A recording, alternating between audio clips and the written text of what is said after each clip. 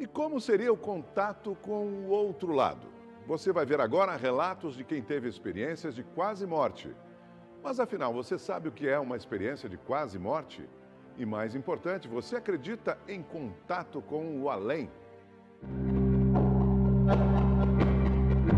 Estamos em Vitória, capital do Espírito Santo.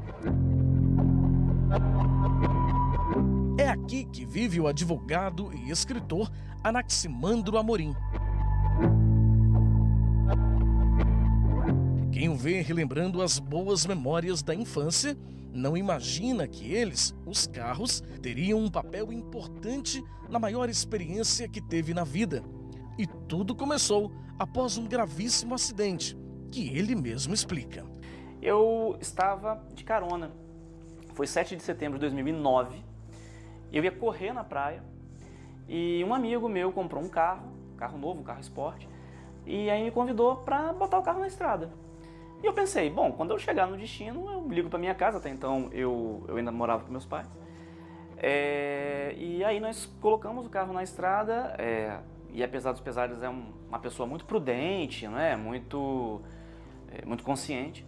E uma motorista em alta velocidade, uma motorista que estava em alta velocidade, tomou uma fechada, ela alega que tomou uma fechada de um carro, perdeu o controle e veio na nossa direção e se chocou. Foi uma colisão frontal. E o cinto de segurança lacerou meu intestino, cortou por dentro o intestino. Tive o que se chama de peritonite. Anaximandro ficou em coma por mais de uma semana. O coma é uma condição médica gerada pela redução da atividade elétrica no cérebro. Assim, o corpo não tem nenhum estímulo, o que denuncia falha no sistema nervoso central. Foi nessa época que Anaximandro teve uma experiência de quase morte. E aí quando eu entrei para a primeira cirurgia, eu, entre aspas, morri. Porque eu não me lembro de mais nada. Aí começa realmente essa experiência de quase morte. Eu fui realmente para esse lugar, né? E eu acredito que eu fui. Foi uma experiência muito contundente para mim. A experiência de quase morte do escritor capixaba Anaximandro Amorim foi tão marcante em sua vida que ele resolveu escrever um livro. Lá, ele relata detalhes impressionantes dos momentos que vivenciou.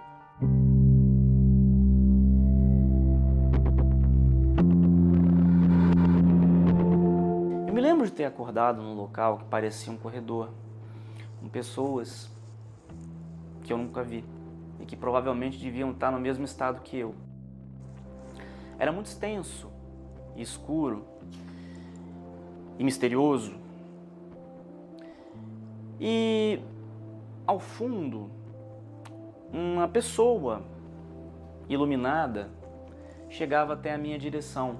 Eu realmente não conseguia ver o rosto dessa pessoa, mas ela era muito clara, ela era muito iluminada. Essa pessoa me estendia a mão e me levava até o final desse corredor. E você imagina um ponto de fuga, bem lá no fundo, como um clarão. Esse clarão, imagino eu, devia ser o fim da minha jornada. Não foi uma experiência agradável. Depois do que aconteceu comigo, eu fiz algumas pesquisas e percebi que na maioria dos casos as pessoas envolvidas em experiências de quase morte tinham sensação de paz, mas uma minoria não tinha. E eu pertenço a essa minoria. Certamente eu não devia, não era a hora, né? Tanto que eu estou aqui, claro, por óbvio. E essa pessoa ia me levando,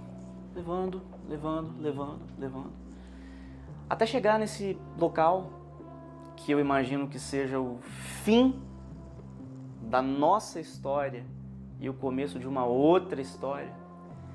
E eu digo para ele, com todas as letras, eu me lembro muito bem disso, eu não sei se eu devo reencarnar ou não.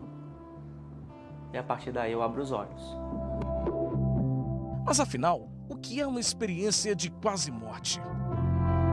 Diz a ciência que esse fenômeno seria uma alucinação de quem está em coma.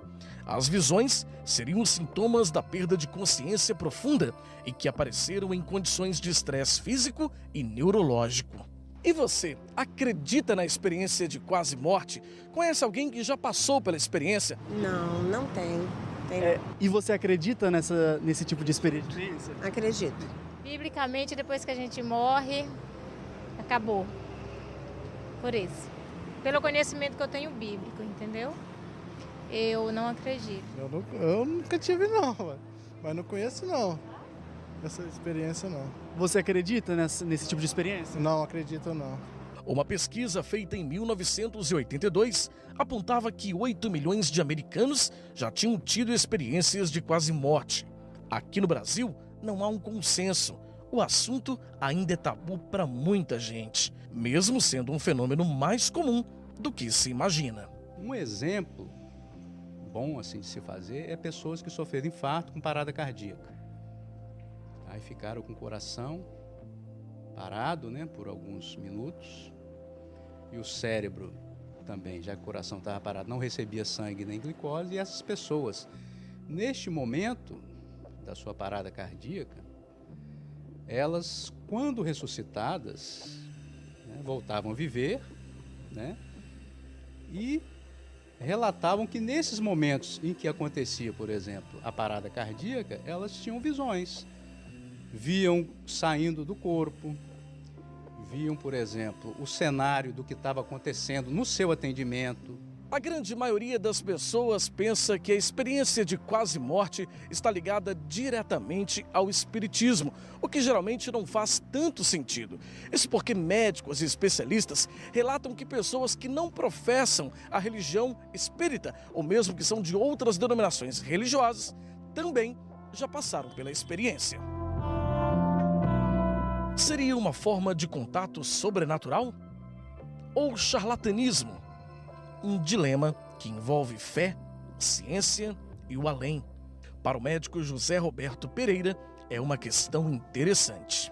Como explicar que uma pessoa que está com o coração parado, muitas vezes minutos, sem o cérebro receber sangue e o oxigênio, e glicose, sem receber oxigênio e glicose, que é a energia que vai manter as células vivas. Como é que ele pode ter essas experiências tão ricas e tão profundas, tão assim racionais, que a pessoa lembra para o resto da vida? A experiência de quase morte já foi até mesmo comprovada durante um estudo pelo cardiologista holandês Pim van Lommel, uma das maiores autoridades quando se trata do assunto. O paciente, ele teve uma parada cardíaca na rua lá, o socorro veio rápido, ele foi reanimado durante a ida para o hospital, começaram a reanimar, ele continuou a reanimação no hospital, foi mais de 10 minutos de reanimação, ele ficou com o coração isoelétrico, quer dizer, sem batimento mesmo, cérebro em sofrimento, e ele relata que naquele momento ele viu todo o procedimento que estava sendo feito nele. E ele viu quando a enfermeira tirou a sua prótese dentária e guardou numa gaveta. Alguns dias depois de acordado, quando ele estava acordado na UTI, ele estava sem a dentadura dele. Aí ele reclamou, cadê minha dentadura? Aí ninguém sabia, né? Aí ele viu passar a enfermeira. Aí ele falou, aquela enfermeira sabe onde está, porque quando eu estava sendo atendido lá, ela pegou da minha boca e botou naquela mesinha, na gaveta da mesinha lá, da sala de emergência. E foram ver, a dentadura estava lá e a enfermeira lembrou disso. Ela ficou muito assustada com isso. Mas como será a vida de quem passou por essa experiência? Anaximandro mudou completamente a forma de lidar com a vida 10 anos após o fato. Esse Anaximandro, não tão novo assim, porque ele já tem 10 anos, ele vai fazer 10 anos este ano, né? Esse Anaximandro que renasceu, e eu faço 2 aniversários, eu comemoro o 7 de setembro, eu comemoro o 7 de setembro e o dia do meu nascimento, falo que o nascimento e o renascimento.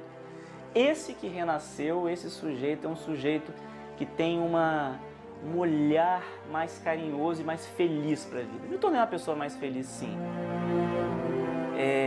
E essa busca de transcendência é uma coisa que ficou muito forte depois dessa experiência de quase morte. Porque eu vi a morte de muito perto. E isso muda muito a gente. Parece um clichê de filme, né, de novela, mas não, isso é verdade. Isso muda muito a ideia que a gente tem, até a concepção que a gente tem da própria vida.